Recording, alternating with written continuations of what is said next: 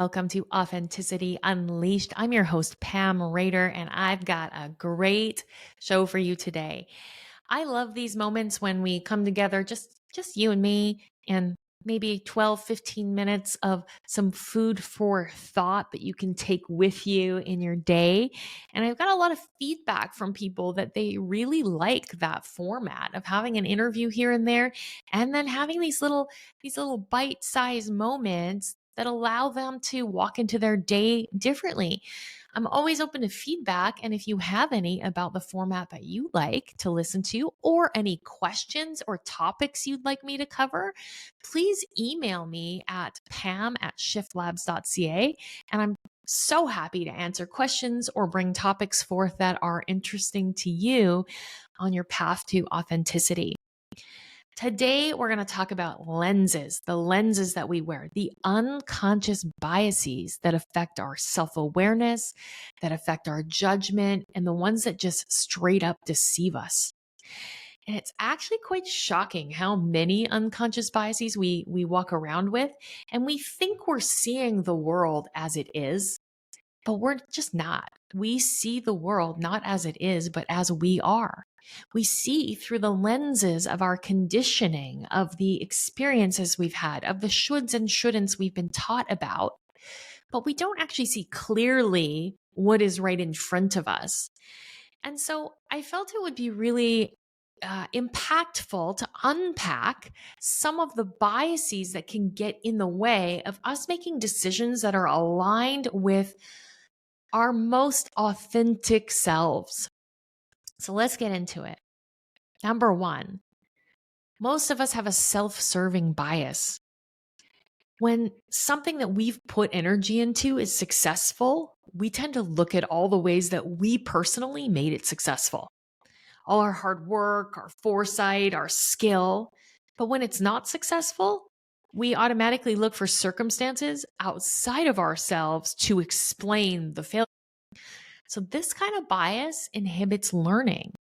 We must be willing to examine all the causes of success and give other people and other circumstances credit for our successes. And when there's a failure, to look at it and say, how did I cause that? Was there something I did in that? But we tend to love to get the praise and we don't love to have the blame. And that self-serving bias keeps us stuck at a certain level. Second, unconscious bias that affects our self-awareness is the spotlight effect. We completely overestimate how much other people are actually paying attention to us. Hear that again. You overestimate how much people are paying attention to what you all are doing. We are self-absorbed and we exaggerate our impact on others. We forget that others are equally self-absorbed and therefore not that interested in what you and I are doing.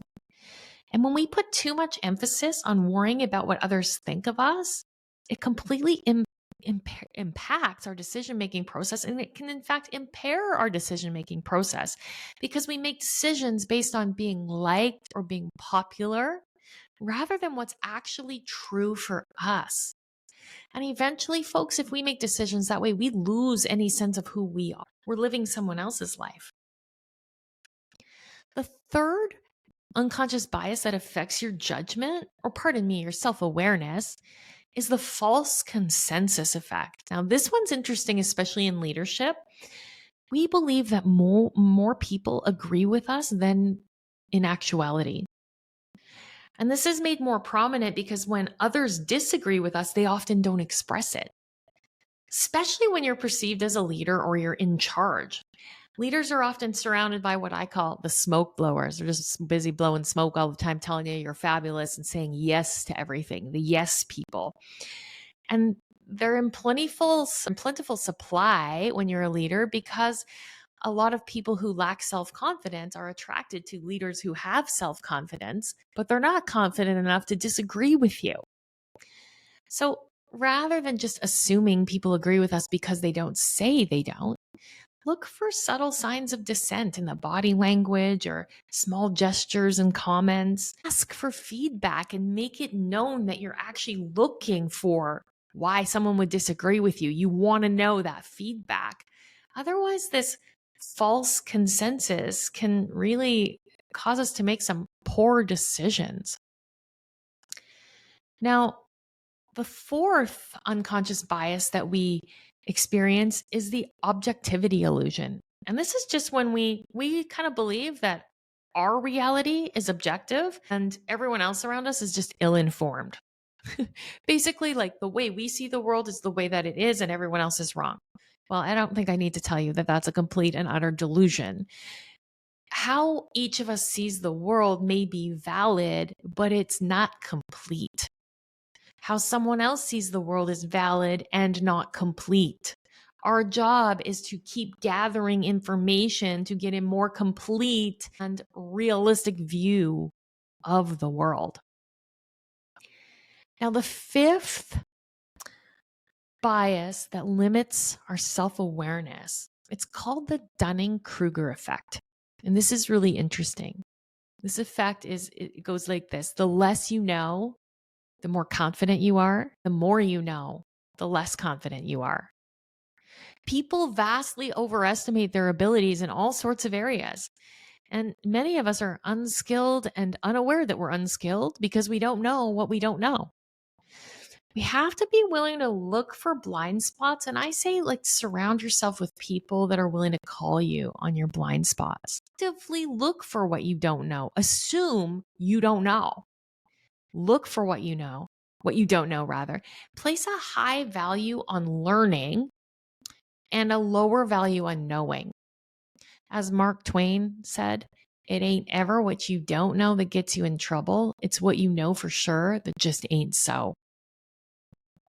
Okay, number 6, the IKEA effect.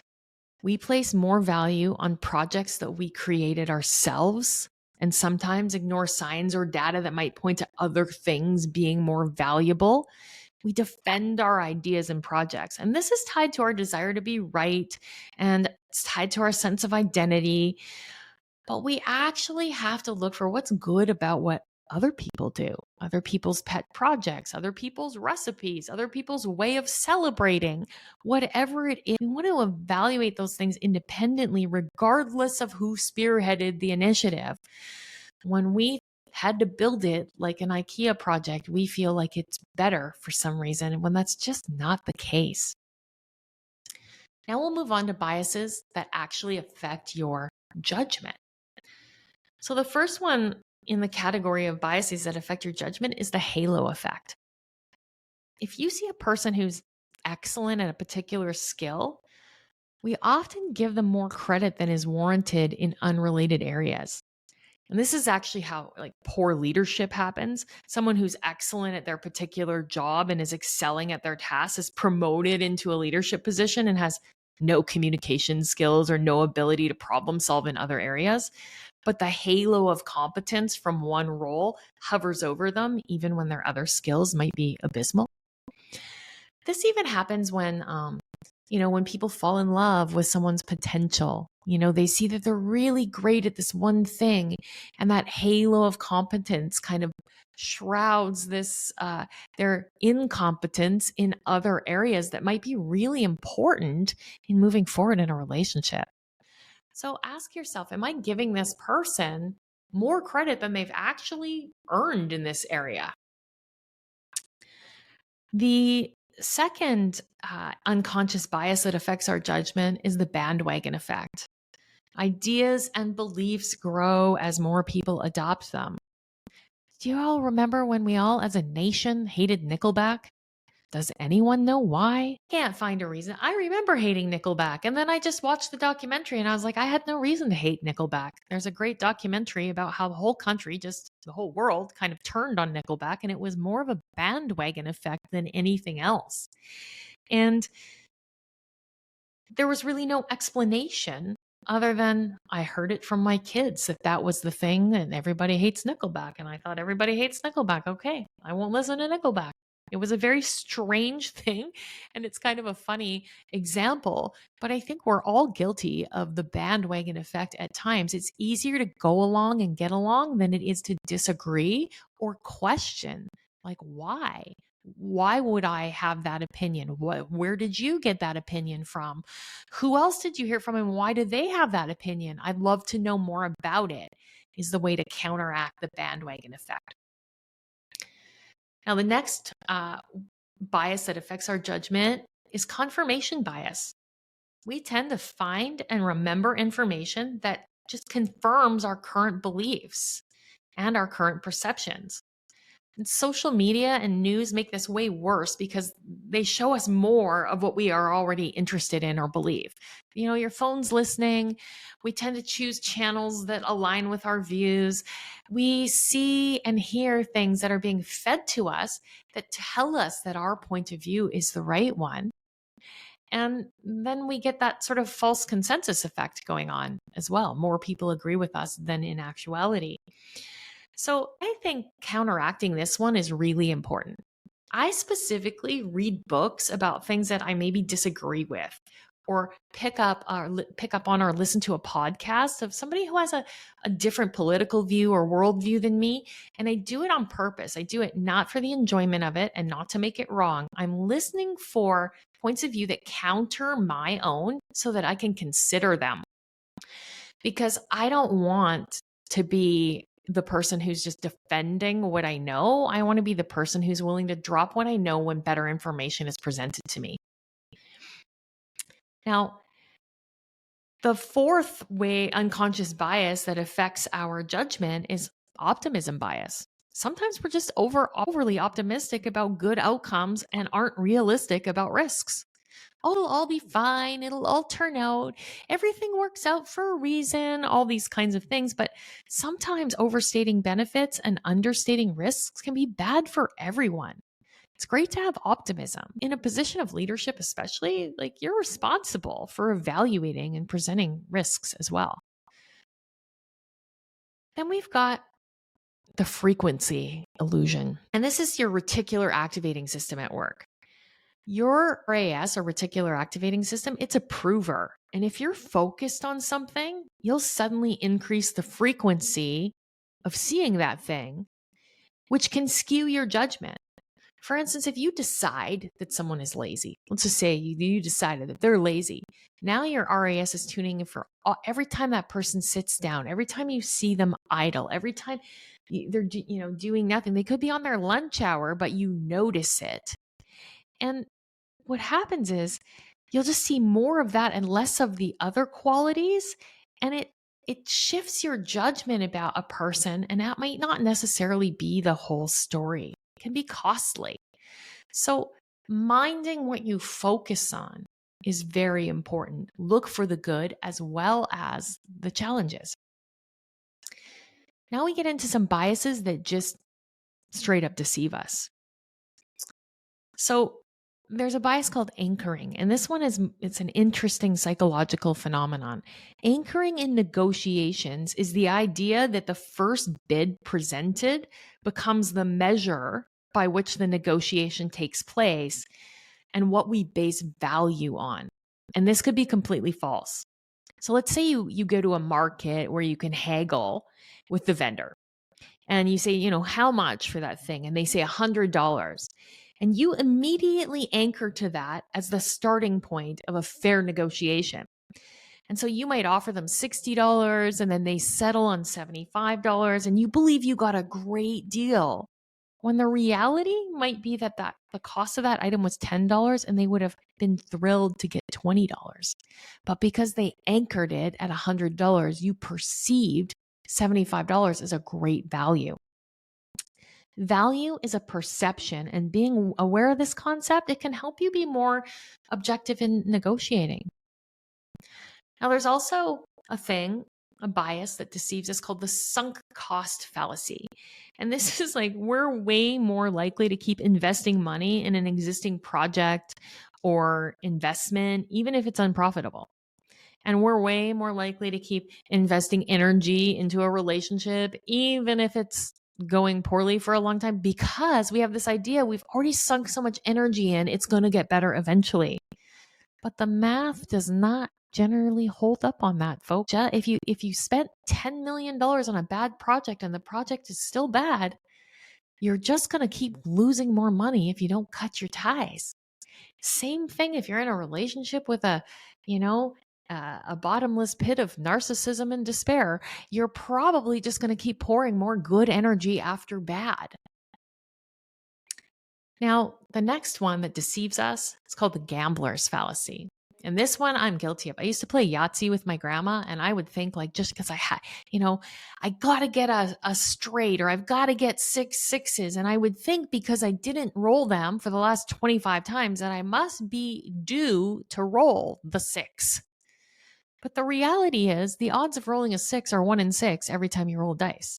The odds don't change. The fact that we think we're due or it's about time and our luck is about to change, that's all just made up in our heads.